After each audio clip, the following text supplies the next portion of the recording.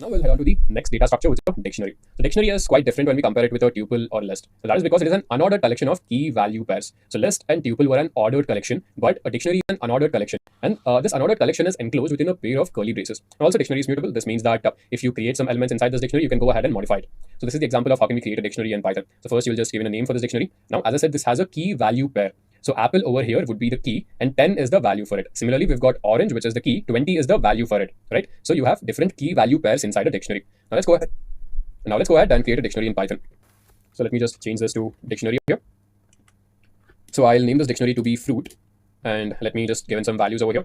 So let's say the name of the first fruit is apple and its cost is 50. After apple, we've got a banana. So I'll type in banana over here and the cost of banana is 30 bucks. And then we've got an orange. So let me type orange over here and the cost of orange is 40. Now going ahead, let's say I like peaches. So I'll type in peach over here and then the cost of a peach is 100 bucks. Right, so we have successfully created this dictionary. Now just to be sure, let me just check the type of it. So type of fruit. And as you see, this is of type dictionary.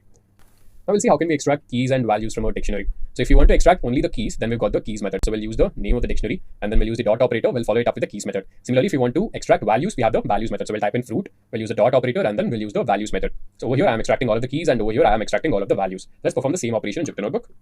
So I'll type in fruit dot keys. So I have extracted only the keys, which are apple, banana, orange, and peach. Now if I want to extract all of the values, so I'll type in fruit dot values. And you see that I've extracted the values, which are 50, 30, 40, and 100. So if I want to extract all the items, then there's this method known as items. So I'll type in fruit.items. So this will basically give me this entire dictionary over here, right? Apple 50, banana 30, orange 40, and peach 100. Now we'll see how can we modify the existing values of a dictionary, because obviously dictionary is a mutable type of data structure.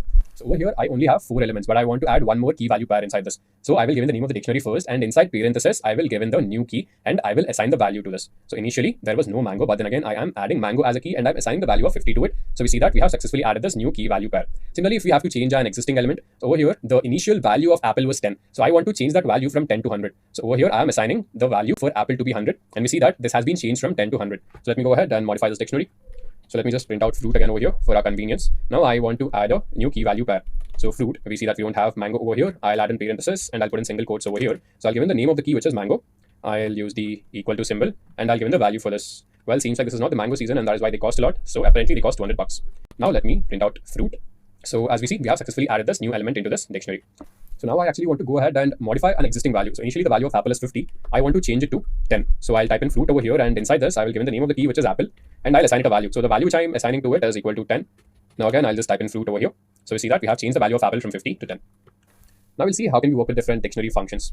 So first we've got the update function over here. So let's say if I want to update one dictionary with another dictionary. So we've got fruit 1 and fruit 2. So let's say if I want to add these elements inside fruit 1 as well, or I want to update fruit 1 with elements of fruit 2, I will type in the first dictionary and then I'll use a dot operator and then I'll use the update method and pass in the next value of the dictionary, which is fruit. So we have appended these values of fruit into fruit 1, right? So initially it was just apple and orange, but using the update method, I have also added these two key value pairs into fruit 1.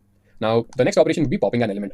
So to pop an element, all we have to use is the pop method. So if I want to pop out a particular key value pair, then inside this pop method, I will give in the key of it. So I want to pop out this orange 20 key value pair. So I'll just give in the orange value over here and we see that this has been popped out.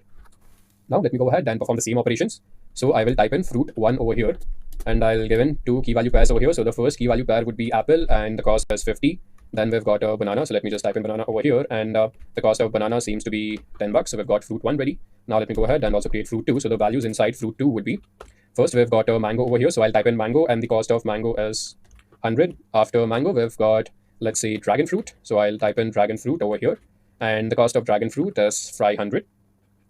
Now I want to update the values of fruit 1 with fruit 2. So fruit 1 dot update. And then I'll also pass in fruit 2 inside it. So fruit 2.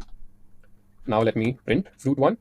So as we see, these values have been updated into fruit 1. So I've got apple, banana, mango, and dragon fruit. Now, after this, we had to see how to pop out a specific key value pair.